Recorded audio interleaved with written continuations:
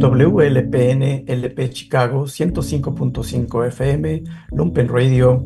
Hola, ¿qué tal? Bienvenidos, bienvenidas. Esta es una emisión más de Contratiempo Radio, un programa semanal que cada tanto nos abre las puertas a mi amigo Marco Escalante y a mí, Julio Rangel, para pues conversar. Esto es básicamente un espacio de conversación donde hablamos de libros, películas, música, política y todas las cosas que se van entremezclando en la misma charla. Y el día de hoy, después de una pausa de un buen tiempo, volvemos aquí a las andadas y volvemos con un tema que, bueno, a los dos nos apasiona, que es el cine, eh, particularmente centrados en una idea que ha tomado mucho auge recientemente. No es algo nuevo, por supuesto, pero es algo que ha cobrado una dimensión enorme, que es esta variedad de cine de corte apocalíptico, post-apocalíptico, eh, todas estas variantes que un poco tratan de capturar la ansiedad que existe en torno al cambio climático, por ejemplo. Eh, por supuesto, como sabemos, pues el cine desde siempre ha sido, la pantalla de cine ha sido como un lugar donde proyectamos los seres humanos, pues toda la gran variedad de la comedia humana, de la psicología humana, los deseos, eh, los temores, las ansiedades y todo esto. Pero entonces no es de extrañar que el cambio climático, que es un tema de extremada urgencia, haya, se haya convertido en uno de los tópicos predominantes del cine. Eh, bueno, pues, la idea, digamos, el temor, la fascinación del colapso social, ¿no? Y sobre todo su representación como espectáculo, que es lo que hemos estado viendo, es algo, claro, ya muy viejo, pero que hoy vuelve con renovados bríos, en parte por todo este discurso que está allá afuera en torno, como les digo, al cambio climático. Estamos viendo todas estas imágenes que llegan de los noticieros de pueblos arrasados por un incendio forestal o huracanes, tornados que de repente cambian de dirección sin que nadie lo espere y se llevan medio pueblo. En fin, cosas así devastadoras, inundaciones, etcétera. Y todo esto ha ido creando una especie de banco visual, emocional muy fuerte para el espectador de hoy en día. Y de alguna manera el cine ha buscado, bueno, lo ha abordado de diferentes maneras, por supuesto, eh, de manera crítica, de manera propositiva, etcétera. Pero más a menudo creo que el relato del colapso y del cambio climático está más bien como al servicio de un modelo melodramático tradicional, ¿no? Es más bien como la excusa, ¿no? Para reiterar un modelo narrativo ya bastante convencional, bastante gastado. Es para convertir básicamente la tragedia en espectáculo y en crear una especie de pornografía del desastre, ¿no? Y lo cual es lamentable, pero la razón que nos llevó a proponer este tema hoy es una razón más feliz que todo esto, porque se refiere al estreno reciente de Furiosa, la nueva película de la saga de Mad Max, que tal vez cuando ustedes vean este episodio, tal vez aún esté en cartelera. Vale la pena ir al cine y verla, porque las películas de Mad Max se instalan como un mundo aparte en todo este tema del escenario postapocalíptico. Son películas de una factura mucho más inteligente. Son películas que han creado una, digámosle, escuela, ¿no? Películas muy influyentes. eh, Desde Terminator hasta muchas otras más que han recibido un poco la impronta de lo que fue esta saga, la forma en que caló. Y bueno, como sabemos, pues las películas de Mad Max, si ustedes ya son aficionados a estas películas, pues son, eh, van más allá de una, digamos, estetización, digamos, ¿no? Del escenario apocalíptico, gracias, digamos, a un entramado de un relato inteligente y una sofisticación visual tremenda. Pero bueno, no me voy a extender más porque le quiero dar el micrófono a mi amigo Marco, que es también un gran apasionado del cine y que, por supuesto, ha visto las películas de Mad Max. Así que cuéntanos, Marco, ¿qué te pareció esta última película de Furiosa? Sí, Julio, gracias. Ah, sí, quisiera comenzar más o menos con una visión más o menos generalizada de este tipo de películas, ¿no? Que has mencionado, que son películas vinculadas con el desastre, con el apocalipsis, con un mundo posterior a una guerra nuclear o a un desastre de proporciones mundiales. Um, y al hacerlo, no lo voy a hacer como crítico de cine ni tampoco como cinéfilo, sino más bien como una especie de testigo exterior, digamos, ¿no? De este tipo de películas que sí son una pasión mía, una pasión, digamos, que data de muy atrás, ¿no? Porque el primer Mad Max es del año 1979, 1978 más o menos, Ujú. que es la época en que yo me inicié en el cinema de ciencia ficción.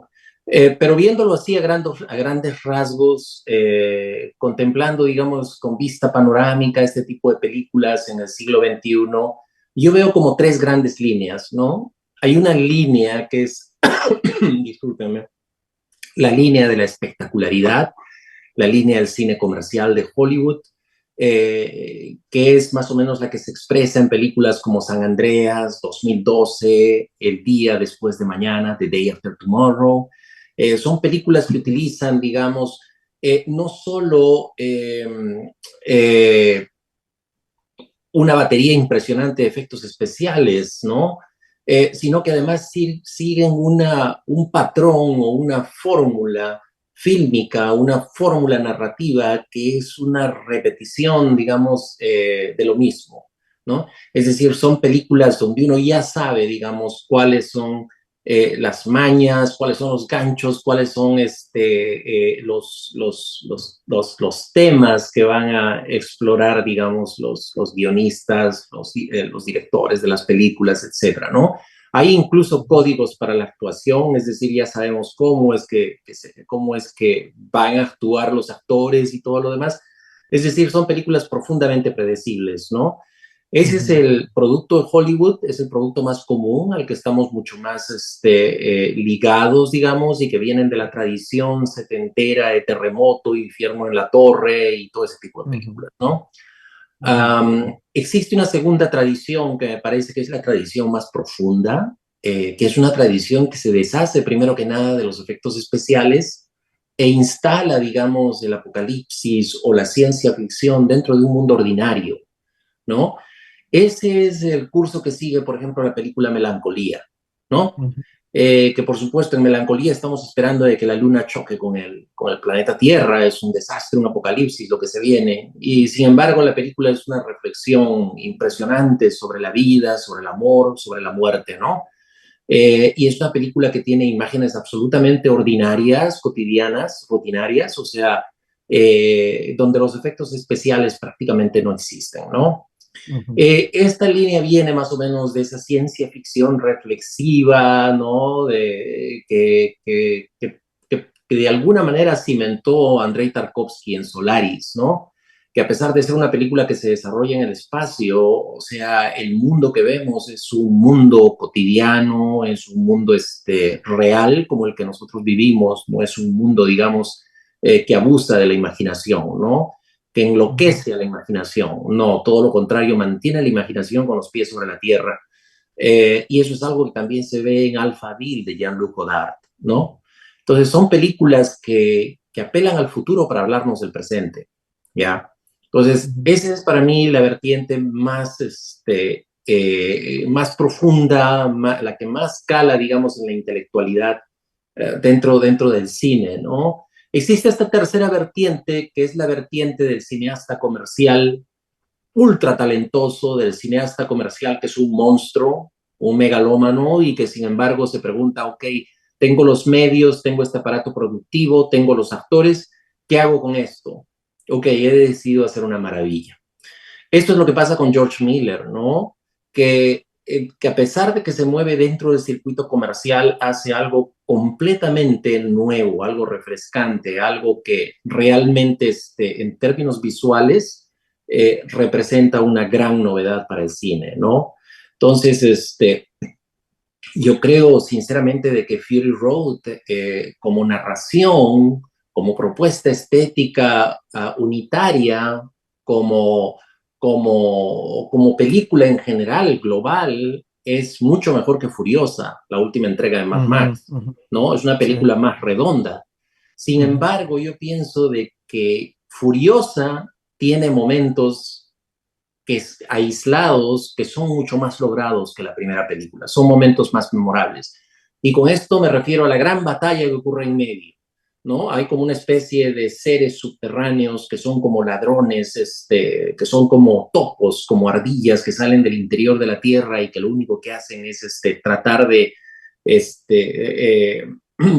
tratar de asaltar estos tremendos trailers, ¿no? Eh, que llevan dentro diferentes cosas, ¿no? Alimentos, gasolina, etcétera, ¿no? Diferentes medios de supervivencia. Entonces, estos seres que no sabemos en realidad lo que son, no sabemos en realidad de dónde surgen, no sabemos en realidad, son poesía pura porque no tienen explicación. De pronto estás ujú, viendo el tráiler en la carretera y estos seres se aparecen, ¿no? Con estas máquinas ujú, híbridas que son mezcla de carro, moto y yate y ujú. cosas por el estilo, cuadrigas romanas, ¿no? Y cosas por el estilo. Ajá, ajá. Estos seres que son híbridos también como sus vehículos, como sus máquinas, porque son seres terrestres y son también seres subterráneos, ¿no?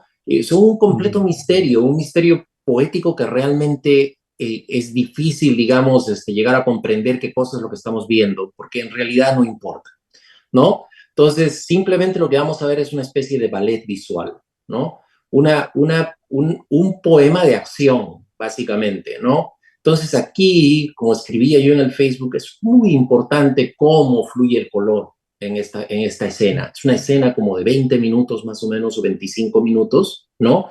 Y está planeada como si tuviera estanzas, ¿no? Está planeada como si tuviera estrofas, y cada estrofa está quebrada por un golpe de color que inunda la pantalla, que puede ser verde, violeta, rosado o rojo, ¿no? Entonces, la película sí transita, digamos, de esta manera, digamos, esta escena, ¿no? Esta escena en sí, que es el corazón de la película, es completamente silenciosa, ¿no? Nadie habla. Básicamente es simplemente, la que habla es la acción y el color, ¿no? Entonces, ujú, ese dinamismo, esa forma de hacer poesía con las imágenes, de apelar, digamos, al sentido poético de las personas, ¿no? ujú. Es muy, muy, muy difícil, casi imposible de encontrar en el cine de acción, ¿no? Probablemente el referente más claro sea el segundo Terminator, ¿no? Donde también se hace una cosa absolutamente admirable y novedosa, que en lugar de darle, digamos, énfasis, digamos, al plot o ¿no? al argumento o a la actuación o al tema mismo, se da énfasis al sonido. Entonces, Ujú, ese es el Terminator número 2 es una película, por eso yo digo que Terminator 2 es una película para ser escuchada, ¿no? ujú, Porque es el sonido, así como en Furiosa es el color, en esta película el Terminator 2 es el sonido, ¿no? O sea, hay que prestar atención, ¿no? Al sonido, a ese sonido industrial que surge del interior de la película, porque es un sonido más o menos sordo, pero donde prácticamente todo el ambiente que la película pretende generar se realza por la manera como ha sido creado el sonido para esa película, ¿no? Entonces, en ese sentido, estas películas son hitos, ¿no?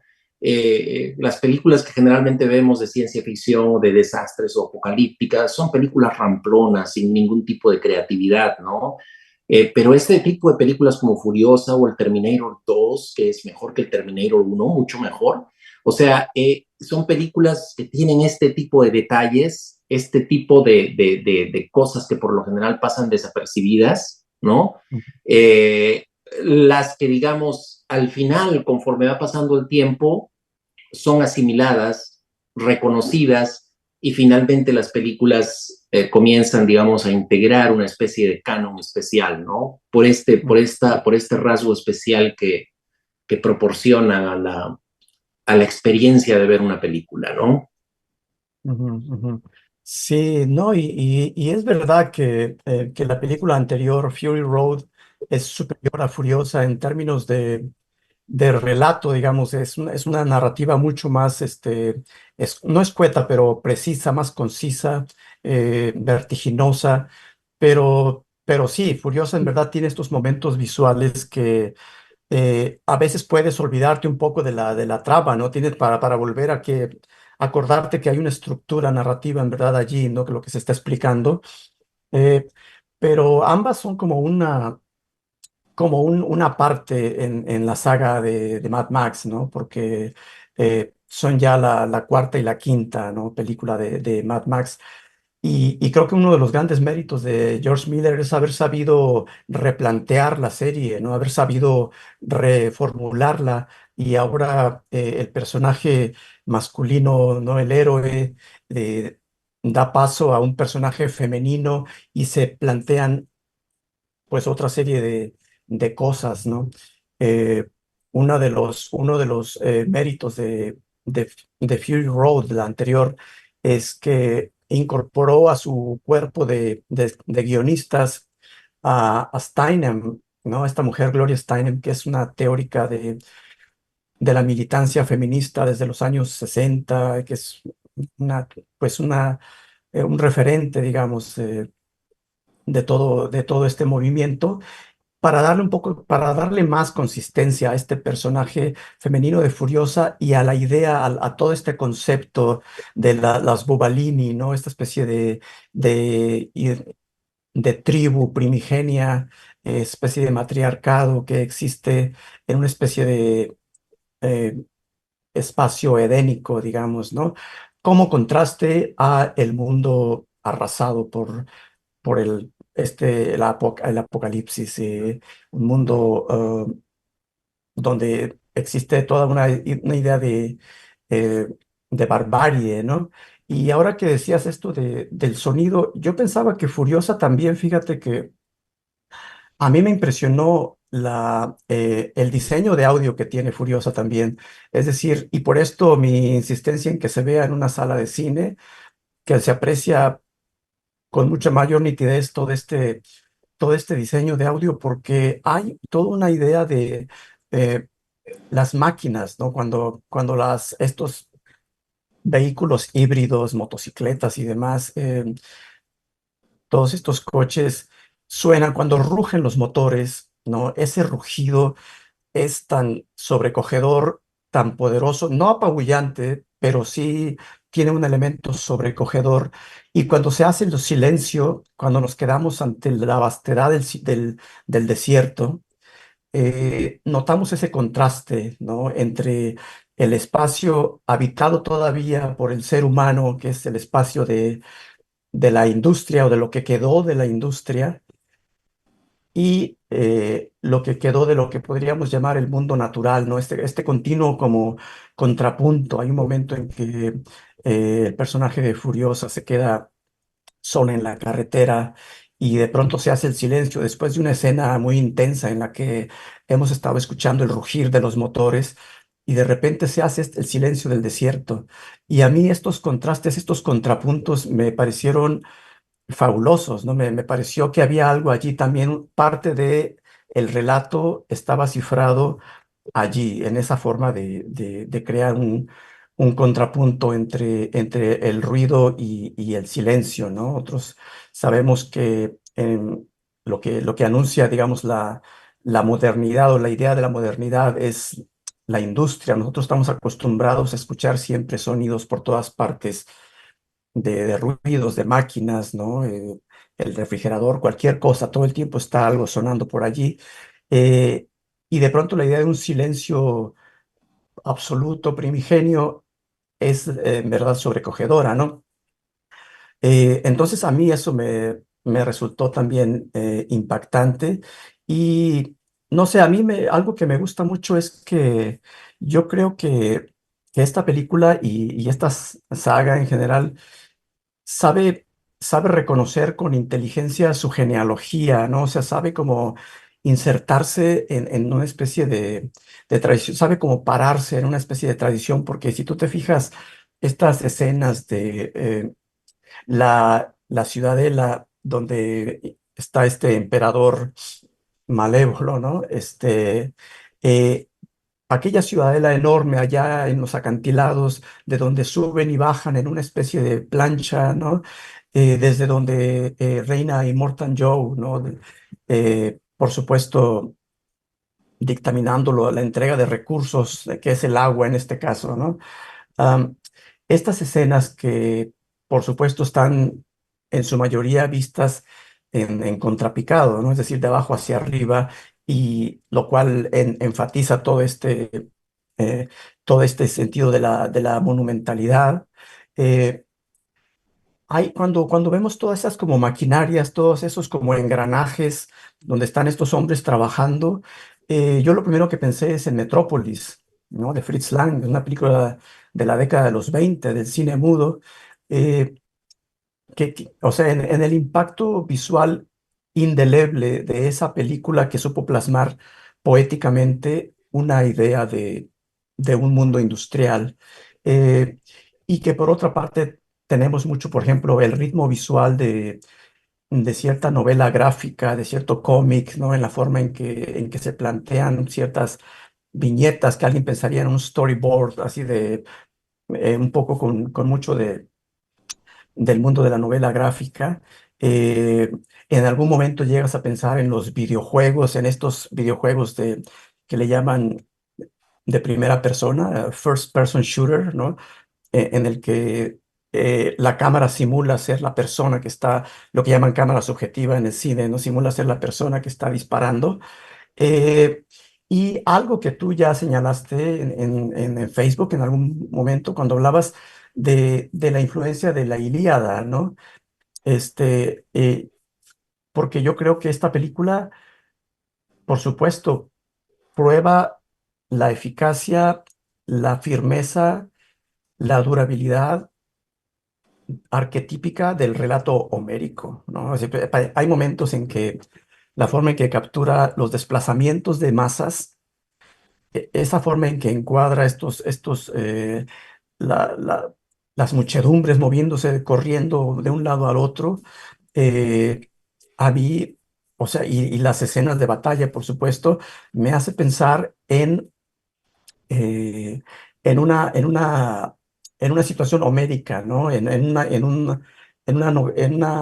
un relato homérico. Entonces yo siento que la película que metaboliza todas estas fuentes y referencias, no como préstamos, no como apropiaciones, no como chiste posmoderno, no es algo a lo Tarantino, ni mucho menos, no es para arrojársela al espectador de una manera impresionista, sino como para ubicarse, siento yo, no para asumirse como parte de un linaje, digámosle, iconográfico y narrativo, ¿no? Entonces yo creo que sus referencias no son citas caprichosas, ¿no? Que continuamente hay otra, por ejemplo, en esta, la ciudadela de Immortan Joe, cuando vemos todos esos maquinajes, todos esos engranajes, además de Metrópolis, yo pensaba con todo ese subir y bajar, ese hormiguero humano, yo pensaba también en las fotos de Sebastião Salgado, en esas fotos que tomó en las minas en Brasil. Entonces, uno siente que hay todo eso, no como de nuevo, no como un estorbo, no como como una cita, ni como un homenaje, sino como parte de una metabolización, ¿no? Creo que la película sabe ubicarse, sabe asumirse como parte de todo le llamo yo linaje, pero toda esta, digamos, tradición iconográfica y narrativa, ¿no? Y pues sí, Marco, no sé qué más puedes tú comentar acerca de Mad Max, que es una película con tantos recursos y sobre todo, como decíamos, que es una película que viene de muy atrás, ¿no? Desde el fines de los 70, ¿no? Sí, es interesante lo que tú dices, Julio. Realmente son puntos claves, esenciales para comprender la película.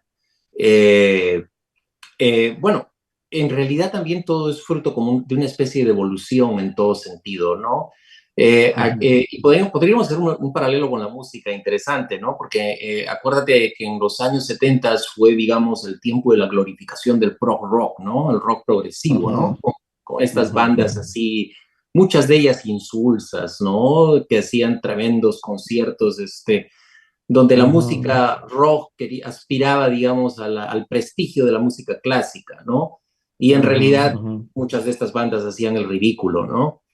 Sí, Entonces, como una reacción a este prog rock, pues una de las grandes reacciones de este prog rock fue el punk music, ¿no? Que empieza a surgir en ujú, 1974, 75, y que realmente toca fibras reales, ¿no? O sea, ese es uno de los grandes hitos del punk rock, el hecho de haber destruido por completo desde sus cimientos a este rock pretencioso que era el rock progresivo, ¿no?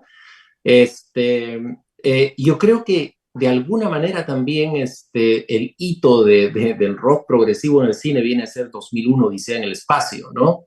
O sea, es una película que también juega con estos grandes, eh, eh, con estos grandes hitos de la cultura, ¿no? Strauss, la música clásica, y los instala en el cine y convierte el cine de ciencia ficción, que antes era un cine barato, un cine, digamos, de segunda categoría, un cine de puro entretenimiento, convierte ese cine, digamos, en un gran arte, ¿no? Y 2001, Odisea en el espacio, comienza a codearse con las películas de Fellini, con las películas de Bergman, ¿no? Con las películas que tenían, que acaparaban todo el prestigio cinematográfico en esos años, los años 60 y 70, ujú, ¿no? ujú. Entonces llega, digamos, esta película barata, que es una película punk, ¿no? Que es Mad Max, la de 1978, 1979, ¿no? Y es exactamente eso, ¿no? Es una película punk por la manera como está hecha, ¿no? Es una película barata, es una película hecha con escasos medios, incluso se notan, digamos, las costuras mal cosidas de la película, ¿no? Los errores manifiestos que tiene la película, ¿no? Su tosquedad, ¿no? Su brutalidad, digamos, ¿no? El hecho de que no parece una película terminada, sino una especie de bosquejo, una especie de sketch, ¿no? Entonces, ese es, digamos, el espíritu del Mad Max de 1978, ¿no? Que también es una película bastante reaccionaria, ¿no? Porque es una película que en primer lugar tiene como norte, digamos, o digamos como espíritu guía la masculinidad de Mad Max, ¿no? Después está también la fuente mística de este Mad Max, ¿no? Que es un hombre que renace, digamos, como Cristo, entonces, y renace para vengar la muerte de su familia, y básicamente se convierte en un héroe emasculado, ¿no? Un héroe sin mujer, un héroe sin sexo, un héroe sin placeres, ¿no? Salvo el placer de la violencia y la venganza, ¿no? Que son placeres eminentemente masculinos dentro de la fantasía masculina patriarcal. Entonces, Ujú, es, digamos, un héroe cristiano, es un héroe que se acopla, digamos, a las políticas de Margaret Thatcher, ¿no? De alguna manera las expresa, pero dentro de un marco estético punk, ¿no? Que expresa también las paradojas del movimiento punk, porque acuérdate que el movimiento punk tenía por un lado, o sea, radicales de izquierda como Yellow Biafra y The Dead Kennedys, The Clash, grupos como ujú, esos, pero por otro lado tenía también grupos fascistas, nazis, neonazis, ¿no? ujú, El mismo Sex Pistols era una contradicción viva, ¿no? ujú, Eh, entonces, eh, existe esta paradoja, ¿no? Entonces, como tú decías, esto ha evolucionado de una manera impresionante y parte, digamos, y se ha desviado de este centro, digamos, masculino, de este centro, digamos, que estaba enfocado en un héroe masculino hacia un héroe femenino, ¿no? En nuestro siglo, a partir de ujú, Fury Road. ¿no? ujú, Entonces la película ya cobra una nueva dimensión, es como una especie de giro hacia una visión progresista, digamos, ¿no? ujú, Después está también la cuestión esta de la religión, que yo más o menos anotaba, ¿no? La religión en Mad Max del año 1979, cómo gira hacia una visión pagana de la religión, ujú, ¿no? O sea, porque ujú, películas como Fury Road y películas como Furiosa son películas paganas, ¿no? Son películas que parten de la antigüedad griega, son películas que parten de la Rapsodia Homérica, como lo ha señalado, ¿no? Hay un narrador allí que está narrando las cosas así como si fuera un narrador ciego, porque incluso dice, ¿no? Yo no sé si las cosas surgieron realmente así, ¿no? O sea, es como un narrador que realmente desconoce cómo ocurrieron las cosas realmente, ¿no? Pero que está contando una especie de mito, ¿no? Entonces, es ujú, este narrador homérico, este narrador ciego que está contando las cosas, ¿no? Que está articulando la historia desde un principio, ¿no? ujú, Y también está la escena de la invasión del pueblo de la gasolina que reproduce la escena del caballo de Troya, ¿no? La escena del ujú, caballo de ujú, Troya, solo que en lugar del caballo de Troya es un camión, ¿no? Entonces, ujú, todo esto, como tú dices, no son citas caprichosas, no son jueguitos de citas u homenajes, ¿no? O sea, no, para nada. Es instalarse dentro de una tradición para, am, para construir un relato, digamos, crítico de la sociedad en que vivimos, del mundo que hemos construido, ¿no? De la ujú, vida en ujú, sí, ¿no? Entonces, ese es el gran valor de estas películas, que no solamente es estético, ¿no? Sino que también va por esas vías del contenido. Y esa es una de las cosas también eh, que sorprenden en estas películas al menos en Furiosa. Furiosa es una película ninguneada, ¿no? En muchos espacios, lo cual me parece fabuloso porque no hay nada más lindo que una película ninguneada que en el futuro resucita, ¿no? Que yo ujú, creo que ese va a ser el caso de Furiosa, ¿no?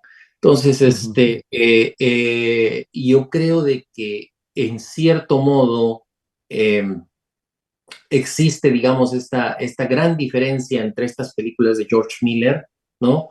Y muchas de las películas de Hollywood con gran prestigio que tú has mencionado, como las películas de Quentin Tarantino, por ejemplo, ¿no? Son películas ujú, llenas de guiños, de homenajes, de jueguitos y cosas por el estilo, ¿no? De recolección de basura de todos lados y para formar una especie de amalgama, digamos, ujú. eh, donde Como chistes posmodernos, ¿no? exactamente, ¿no? Todo ese tipo de cosas, ¿no? Entonces, yo creo que uno de los grandes méritos de George Miller es evitar esos caminos trillados, ¿no? Evitar esos caminos trillados y plantear algo completamente nuevo y más significativo, algo más potente desde un punto de vista cinematográfico y también, ¿por qué no decirlo, ¿no? Desde un punto de vista filosófico. Ujú, ujú. Sí, bueno, sí, no, hay mucho en todo lo que has dicho, hay bastante, ¿no? Y pensaba, por ejemplo, primero en la idea de la manera en que la saga de Mad Max viene un poco a demoler esta noción pretenciosa de cierto cine de ciencia ficción, la idea de darle una especie de trasfondo filosófico que ésta lo tiene, por supuesto, ¿no? Pero anunciado un poco con pomposidad. Yo pienso, por ejemplo, am, Alfonso Cuarón es un cineasta que a mí me encanta, ¿no? Me encanta Children of Man y Tu mamá también, todas estas películas, Roma. Pero hay una película que a mí me parece fallida, que es esta ¿cómo se llama? Es esta de Gravity, se llama, me parece, Gravity. ¿no? Que es Gravity. esta noción, sí, ¿no? Que es esta cuestión donde la primera mitad estás inmerso en un eye candy, ¿no? En una fotografía, creo que es de Lubeski, fabulosa, sobre todo si la ves de nuevo en pantalla grande, maravillosa, y la segunda mitad lo ves virar hacia, como que él quiso hacer su 2001 de alguna manera, ¿no? O sea, quiso insuflarle toda esta cuestión, toda esta carga, el gravitas que dicen aquí en Estados Unidos, ¿no? Quiso darle este peso y ahí me pareció que se lastró y de verdad se vino abajo la película, ¿no? Eh, pero y qué bueno que mencionas bueno, la parte, las primeras películas de Mad Max, que sí, verdaderamente hay, por supuesto, algo de reaccionario, hay mucho el personaje este de Max, tú ya lo has descrito muy bien, es un poco el loner, ¿no? El drifter, un poco como en los western, ¿no? Que él mismo, creo que el mismo George Miller ha dicho por ahí que él lo veía como un western, ¿no? Y que cuando la película la exhibieron en Japón, la gente le decía, es que esta es una película de samuráis, ¿no? Entonces, pero que de alguna manera también se asocia con un género que estuvo muy en boga en los 70 y del que tú te has encargado, que tú has hablado extensivamente, que es el del vigilante, ¿no? Lo que en Estados Unidos llaman vigilante, que es la persona que se cobra, que se hace justicia por su propia mano, ¿no? Que Max ha sido víctima bueno, han matado a su familia, ¿no? Unos pandilleros. Entonces él está un poco lastrado por este trauma, está un poco en toda la saga, ¿no? Eh, en ese sentido, pero el cine de vigilantes, como ya lo hemos dicho, es un cine a menudo reaccionario, ¿no? Lastrado por esta idea de, de la ineficacia de los sistemas de justicia que hemos creado los seres humanos para promover la idea de la justicia por mano propia, ¿no? Eh, Entre otras cosas. Pero algo de la saga de Mad Max que a mí me parece muy importante es que sabe construir un relato en torno a problemas medulares, entre ellos la dependencia de la sociedad hacia sus recursos energéticos, ¿no? El petróleo. Por lo menos en dos de esas películas hay una intro donde habla de una especie de explicación de cómo sucedió todo este colapso con estas guerras del petróleo, y en Fury Road añade guerras del petróleo, guerras por el agua, es decir, que se va incorporando otro líquido, el líquido vital, que es el agua, como elemento de poder, del poder político, ¿no? Eh, la disposición de estos recursos. Y a mí me parece pues que es un tema importante, un apunte interesante es en Mad Max 2, cuando casi al principio el personaje que entonces interpretaba Mel Gibson va a recoger el combustible que se está colando, que se está saliendo de un tráiler volcado, ¿no? Está goteando y se está yendo. Entonces él toma una especie como de basinica, ¿no? Una especie de un recipiente ahí todo sucio, y lo que encuentra para recoger ese líquido preciado. Y gran parte de estas películas, gran parte de la lucha, de la guerra, de estas hordas que existen, ¿no? Que un poco se puede ver como esta especie de dicotomía entre civilización y barbarie, ¿no? Entre las huestes de Immortan Joe y ahora esta fuente digamos, civilizatoria que vienen siendo las mujeres, las Bubalini, ¿no? Que son este grupo que aparece en la película. Eh, Todo esto se manifiesta un poco tiene como trasfondo la posesión de los energéticos, porque quien posee el petróleo posee la movilidad, ¿no? Posee la movilización. Aunque por supuesto estamos en un mundo post-apocalíptico y de alguna manera las tecnologías son analógicas, ¿no? Son porque, pues todo, ¿te acuerdas? Hay un momento en Fury Road donde para escuchar a un paciente hay que escucharlo con una especie como de cornetita directamente, ¿no? Todo es analógico, todo es manual, todo es analógico. Por supuesto, una película de una gran fisicalidad, una película de una gran tactilidad en ese sentido, pero la guerra es por el combustible, y hay allí toda esta gran parábola de que el colapso de alguna manera derivó de toda esta dependencia de la sociedad de sus recursos energéticos y de su dependencia de las tecnologías que esos recursos energéticos permiten. Esto, no sé, yo lo asocio un poco con algo, volviendo un poco al todo este género que se ha soltado últimamente, que parte de toda esta ansiedad reside en la idea que tiene la gente con base en muchos reportajes que han aparecido en la prensa sobre qué tan firme es esta red de tecnología que hemos creado, la red eléctrica, la red de agua potable, el internet, etcétera. Cuando habla la gente que dice, bueno, ¿qué pasaría si de repente se colapsa, ¿no? La gente empieza a imaginar estos escenarios y que son fuente que alimenta todo este cine. eh, Todavía que en el 2021 que hubo en Texas un apagón de una magnitud que no se había visto en la historia del estado de Texas, que Houston estuvo como 2 semanas, no sé cuánto, estuvo mucho tiempo sin electricidad, hubo muertos como resultado de eso, muchos muertos, cientos de muertos, eh, porque por supuesto tanto hospitales como sistemas bancarios, como muchas cosas, ya no digamos escuelas y todo, depende de estos recursos. Entonces, yo creo que un poco ah, la manipulación que hace cierto cine de este miedo, de esta ansiedad, es un tanto como deleznable, ¿no? Porque yo pienso en películas sobre las que en algún momento también quería hablar un poco, que he visto recientemente, como esta que se llama Leave the World Behind, ¿no? Que es una película que financiaron los Obama, que está por ahí en Netflix, que me parece que es de esas películas que confunden la crítica con el regaño, ¿no? Que es una película que, como esta otra que se llama Don't Look Up, que también está en Netflix, que quieren ser, Don't Look Up quiere ser como una parábola del cambio climático, pero que termina siendo un chantaje terrible, ¿no? Un regaño, básicamente, su actitud es regañona más que nada, más que articular una especie de indignación crítica. Lo que hace es una especie de flagelación de, mira lo que hemos hecho como sociedad, mira lo que nos hemos echado encima, ¿no?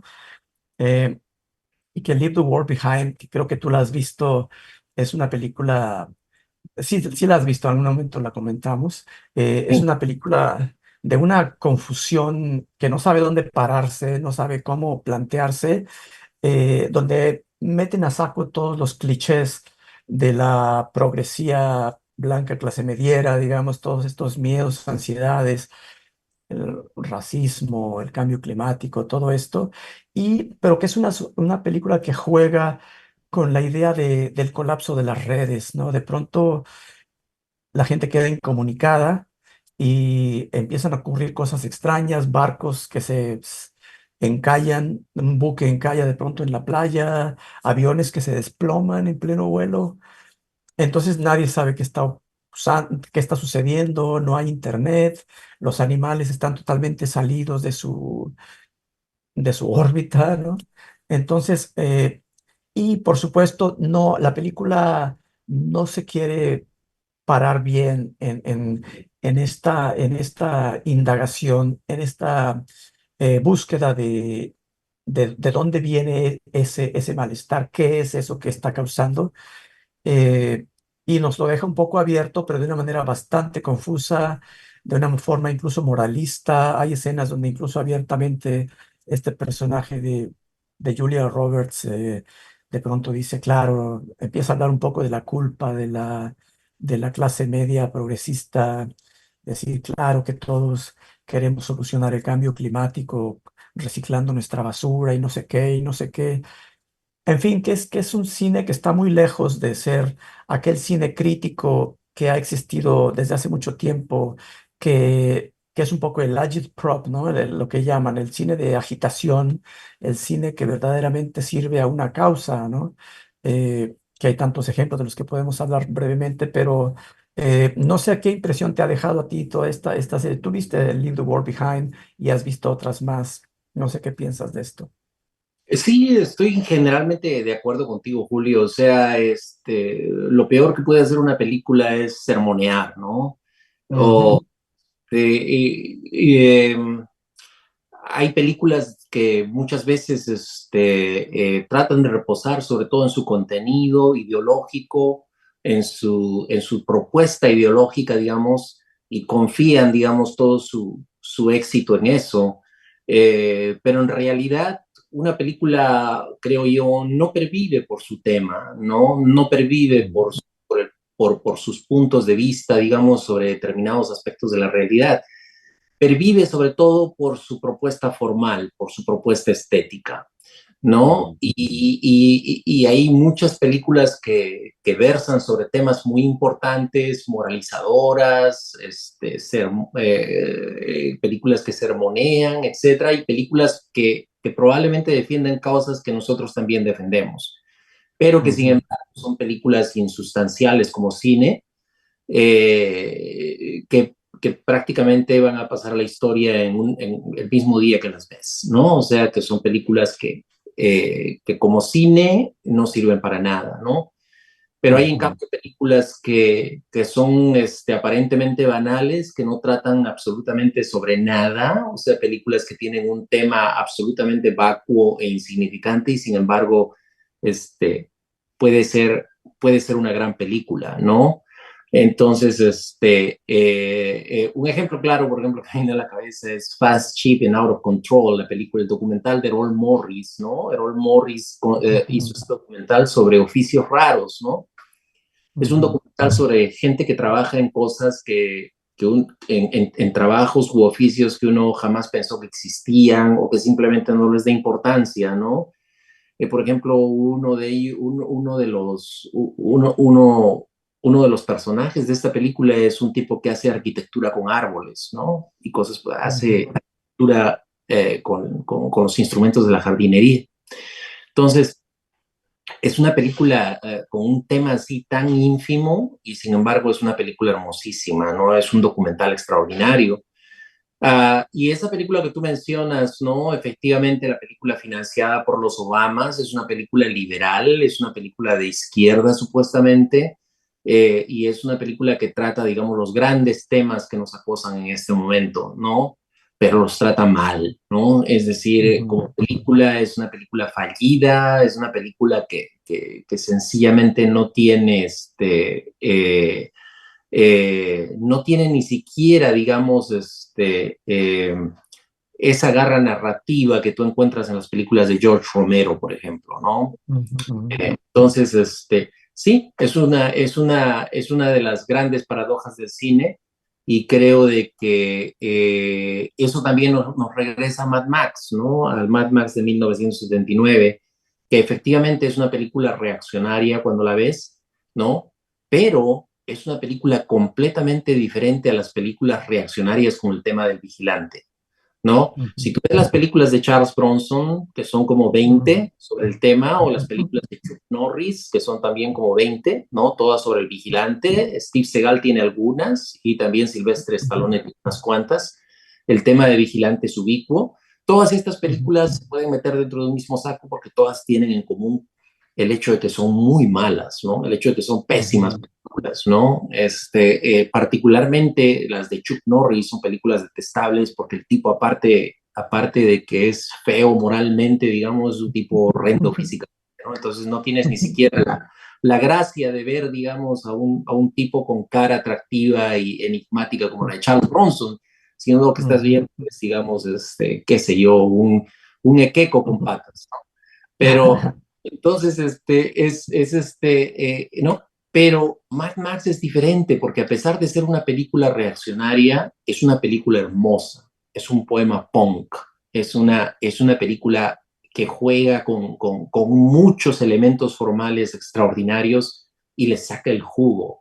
O sea, la manera como está filmada así en planos completamente horizontales, ¿no? O sea, esa manera de insinuar de que hemos perdido el mundo de la cultura, que es el mundo de los rascacielos, el mundo vertical que avanza hacia arriba, hacia el cielo, donde está Dios, ¿no? Y ahora tenemos un mundo plano, ¿no? Un mundo plano que es un mundo bárbaro, ¿no? O sea, la manera como explota todo eso, todos esos temas, digamos, de índole geográfica, ¿no? Y los expresa visualmente, ¿no? Hacen de esta película un poema bárbaro extraordinario, ¿no? Entonces es una película maravillosa realmente, ¿no? O sea, puedes no estar de con su ideología, puedes hablar de ella, digamos, desde un punto ideológico y desmenuzarla, pero nunca vas a poder negar de que esta película, digamos, es una de las grandes películas de los años 70. Ujú, ujú. Sí, sí, y no, por supuesto, que además creó toda una escuela para bien y para mal, ¿no? De diferentes, influyó a diferentes cineastas, ¿no? Precisamente por la fuerza de su lenguaje, ¿no? Yo pensaba ahora que hablaba de esto, del cambio climático, bueno, y que justamente el día que fui a ver Furiosa, eh, pasaron los trailers de las películas que se vienen, ¿no? Y me di cuenta bueno, este tema de la destrucción, de la cuestión del clima salido ya de control y todo esto, bueno, está más fuerte que nunca, pero daban justo el tráiler de una película, me parece que se llama Twister o no sé, algo de Twister, que es una película de estos tornados, ¿no? Eh, y que por supuesto, está totalmente imbuida en este lenguaje visual de primero incluso de la inteligencia artificial, ¿no? Pero también de los efectos especiales, del CGI y todo esto, todos estos efectos de computadora, ¿no? Que te permiten visualizar todas estas cosas, pero también un poco haciéndose eco en las imágenes que se han visto, imágenes reales que se han visto en ciudades donde han ocurrido estas tragedias, que de alguna manera se crea esta especie de terreno intermedio entre la realidad y la fantasía virtual. Pero lo que me llamó la atención de ese tráiler es que ya ves que los trailers además son largos, que parece que te sintetizan la película en no sé cuánto tiempo, que a veces ya ni necesitas verla, porque ya prácticamente la viste, dieron o sea, no hace falta que te molestes en verla, ¿no? Cuando no tienen de verdad la sustancia, pues dices, prácticamente ya la vi, ¿no? Entonces, lo que emerge en ese tráiler es que, por supuesto, toda esta enorme tragedia, todo este desastre climático espectacular, ¿no? Es súper apabullante, no es más que la excusa para una historia de amor que sucede en los términos más melodramáticos posibles, ¿no? En los términos más convencionales del cine de siempre, ¿no? Y que es algo que ha existido desde siempre. Por supuesto, hay películas excelentes, como tú dices, no es el tema, sino la forma, la manera en que el cineasta los usa. Que desde siempre ha habido películas donde una historia de amor es como el eje que recorre la película y que le da un poco su estructura vertebral, ¿no? Me parece perfecto, me parece válido, pero te das cuenta que aquí hay un uso bastante morboso de este miedo que tiene la gente justificadamente ante todas estas cuestiones del cambio climático para venderte una historia más, ¿no? Una historia de Hollywood típica, totalmente convencional, donde pues la chica se enamora del chico y viceversa, y van jugueteando todo el tiempo hasta que, bueno, yo asumo que consumarán su amor, ¿no? Al final. Entonces, me parece, no sé, tremendo. Yo pensaba, bueno, ¿cuáles son los desafíos entonces si se quisiera si un cineasta se quisiera acercar al tema del cambio climático? Por supuesto, hay acercamientos muy elegantes a la idea del apocalipsis, como tú ya has mencionado, melancolía, cosas así, que no son explícitos y que a veces no hablan directamente del tema, pero que están allí incluso por ausencia, ¿no? Que saben crear lo que es una cuestión de un poco de la destreza del cineasta.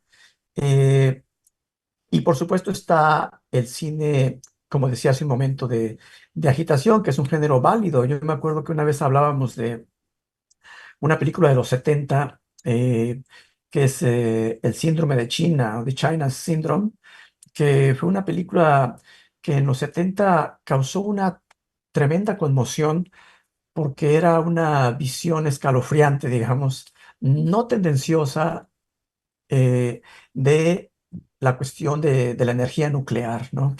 Es una película que creó reacciones, claro, otras ya venían, por supuesto, de todo el activismo que había alrededor, pero en gran parte en gran parte la película hizo lo suyo para crear esta oposición, esta resistencia a una energía que todavía no estaba suficientemente calibrada, probada y que de hecho se habían probado ya casos bastante alarmantes de su uso. Eh, pero claro, de alguna manera lo que hacía el síndrome de China es acercarse al tema con las herramientas del periodismo de investigación, ¿no? Con ciertas herramientas que es el periodismo de los datos, ¿no? De los hechos y de la meticulosidad, digamos, narrativa, pero hecho con una eficacia tremenda. Y yo pienso que hoy sería muy difícil, que hoy este cine en verdad es muy difícil porque han pasado, entre otras cosas, fundamentalmente dos cosas. Una es el trompismo, con todo este desafío de lo que llaman la posverdad, con todo este desafío a la validez de los hechos, a la validez de los datos y todo lo que eso ha significado como relato. Eh, y por otra parte, bueno, el COVID que creó toda esta especie de mm, desencanto, pero todavía una aparente incapacidad de articular una respuesta a lo que fue pues prácticamente un trauma social, ¿no? Algo de tremendas dimensiones. Eh, pero entonces, yo creo que sí, que cómo entonces articular hoy en día algo así, ¿no? Cómo acercarse al cine. Pero bueno, esa es una pregunta muy abierta, no sé qué pienses tú. Sí, yo creo que ya el programa se va a acabar. Además, Y ya se va a acabar el programa, nos queda creo un par de minutos nada más. ujú, Y la verdad de que ese tipo de, yo creo que podemos dejarlo para otro programa futuro tal vez, ese tipo de ujú, preguntas. Pero me alegra que hayas mencionado el síndrome de China porque es una de esas películas donde, digamos, la agitación, digamos, la agitación política, el cinema el cinema enfocado en crear conciencia, ¿no? Y la ujú. forma estética de la película se conjugan bastante bien porque es una película muy poderosa, perfectamente narrada y aparte de ello con actuaciones extraordinarias, ¿no? O Ujú. sea, Jack Lemmon ahí es uno de los grandes papeles que Jack Lemmon Sí. eh, representó en los años 70, ¿no? Así que sí, es una excelente película, El síndrome de China. Es una película madura. Ujú. Actualmente en el cine tenemos una invasión de la puerilidad absoluta. Es como si todas las películas estuviesen hechas para niños. Entonces, hay que volver a los años 70 para ver películas maduras que se hicieron en Hollywood por aquella época, ¿no? El síndrome de China es uno de esos casos, ¿no? Es una Ujú, excelente ujú. película de esa época. Y bueno, no hemos tenido tiempo, Julio, de recomendar libros, de recomendar películas, porque se nos fue todo en este tema tan interesante que es el cine posapocalíptico, el cine de Mad Max y todo eso, porque pues es una beta infinita. Ujú, Pero ujú. por lo menos nos quedaron unos minutitos para recomendar, sí, o sea, que la gente vaya a ver Furiosa, ¿no? Sí, Que sí, repase sí. la saga de Mad Max, sobre todo la primera de todas, la de 1979, que es una película extraordinaria. Yo diría que son tres las esenciales. Uno, la de 1979, Mad Max. La segunda sería Fury Road y la tercera sería Furiosa. Ujú, Y por ujú. supuesto, el Terminator 2, el segundo Terminator y el Síndrome de China. Perfecto, perfecto. Excelente recomendación. Y bueno, muchas gracias por acompañarnos. Esto fue una emisión más de Contratiempo Radio. Nosotros volveremos pronto y bueno, muchas gracias. Hasta luego. Chao, Marco. Chao, Julio. Gracias.